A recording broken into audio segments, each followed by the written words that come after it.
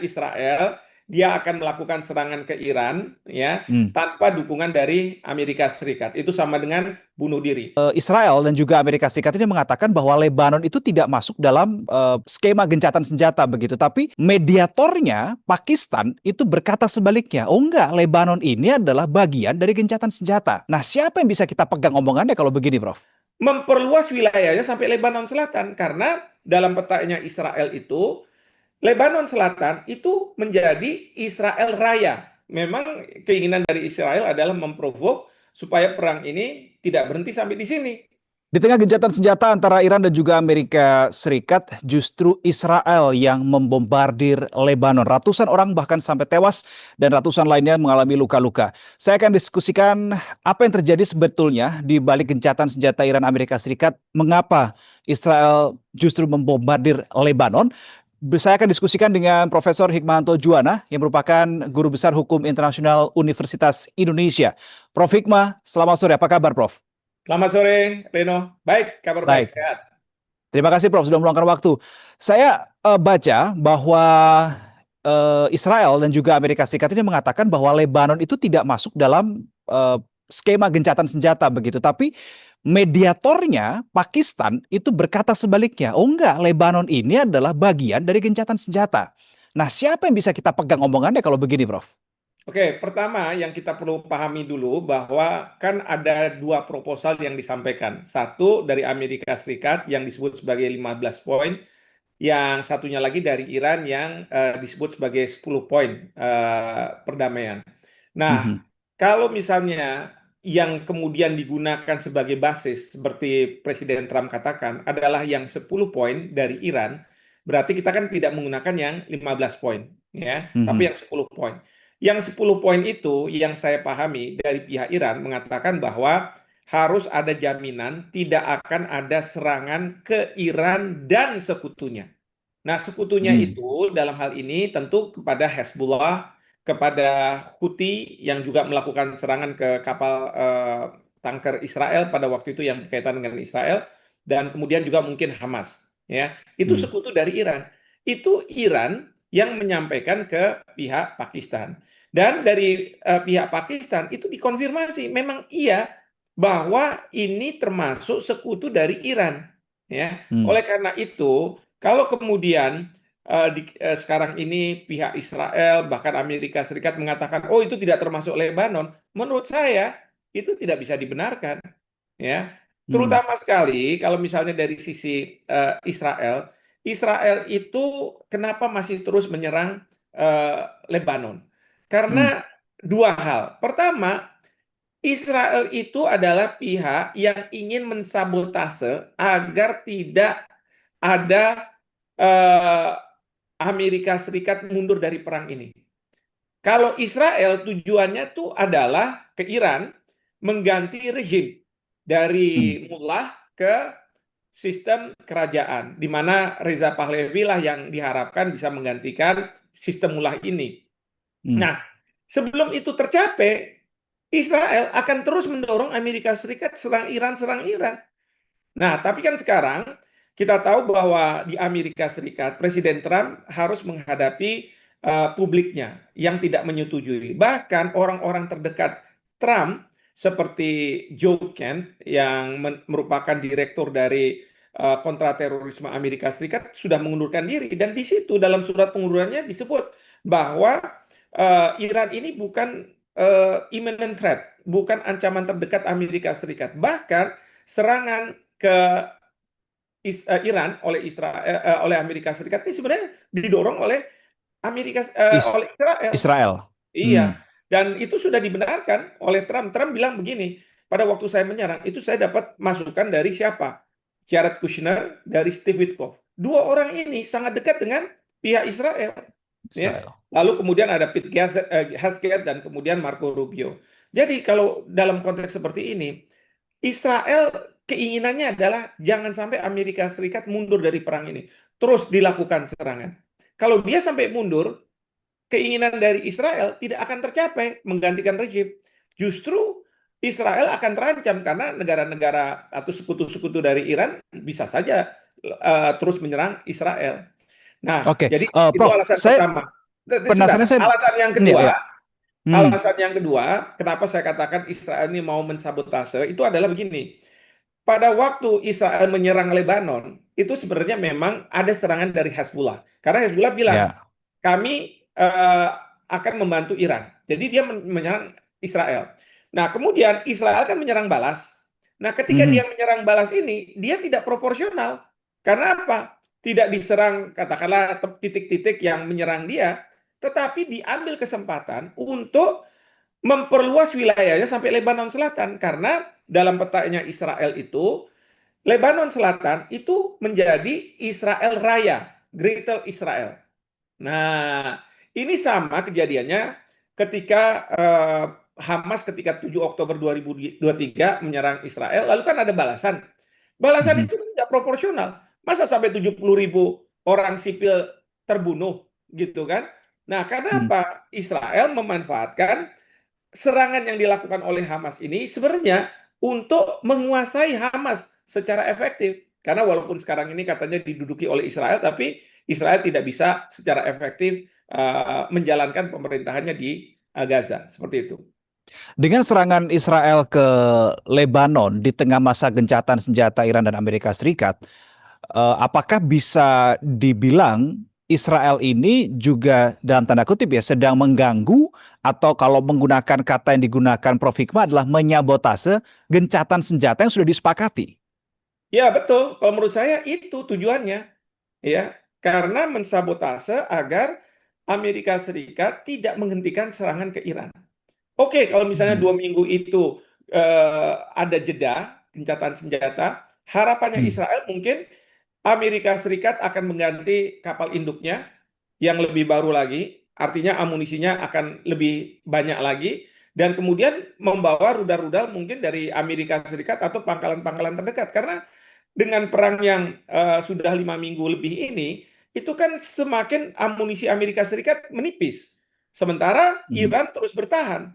Nah, yang kita tidak inginkan adalah kalau misalnya ternyata 2 minggu ini dimanfaatkan oleh Amerika Serikat untuk mempertebal kekuatannya lagi. Nah, oleh Oh, karena sebentar. itu, Artinya tujuan dari gencatan senjata ini kan kalau saya baca memang ada banyak ya. Ada yang tujuannya adalah memang supaya perang ini berakhir, damai.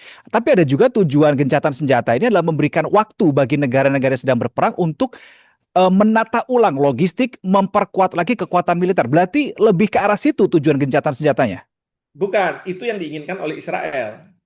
Oke. Kita tentu Hmm. berharap itu tidak yang diinginkan oleh Amerika Serikat, oleh Trump, karena Trump Hmm. juga punya Hmm. masalah dengan konstituennya di dalam negeri, ya, Hmm. karena dia khawatir juga November nanti banyak rakyatnya yang memilih Partai Demokrat untuk di Kongres daripada Partai Republik. Nah, jadi kalau Oke. dari sisi Trump sih maunya tidak, ya udah kita selesai. Yang penting muka saya tidak jatuh lah Malu-malu kira-kira, amat lah tidak ya. harus diselamatkan muka saya di depan Hmm. rakyatnya. Jadi sekarang Trump ini lebih mendengar rakyatnya ketimbang mendengar Israel. Tapi sekali Hmm. lagi, kalau Israel maunya ini jeda waktu sambil Amerika Serikat memperkuat lagi apa namanya kekuatannya untuk menyerang Iran seperti itu. Oke, Prof, bisa nggak kalau aku bilang Israel itu dengan menyerang Lebanon itu memprovokasi supaya perang antara Iran dan juga Amerika Serikat ini kembali terjadi? Karena begini, ada statement yang sudah diberikan oleh Iran ketika Israel menyerang Lebanon, Iran akan yang pertama menutup Selat Hormuz dan yang kedua adalah akan menyerang Tel Aviv kalau Israel ini nggak berhenti menyerang Lebanon. Artinya ketika serangan balasan dari Iran ke Israel itu terjadi, maka bisa jadi Amerika ngomong, oke, aku akan serang kamu lagi karena kamu nyerang Israel. Ini bisakah dibilang Israel justru sedang memprovokasi negara-negara ini, ayo perang-perang lagi nih kita. Iya, menurut saya ya seperti itu. Memang keinginan dari Israel adalah memprovok supaya perang ini tidak berhenti sampai di sini dan terus sampai kemudian terjadinya regime change tadi. Karena itu tujuan dari Israel. Karena tanpa regime change di Iran, Israel Hmm. itu merasa terancam.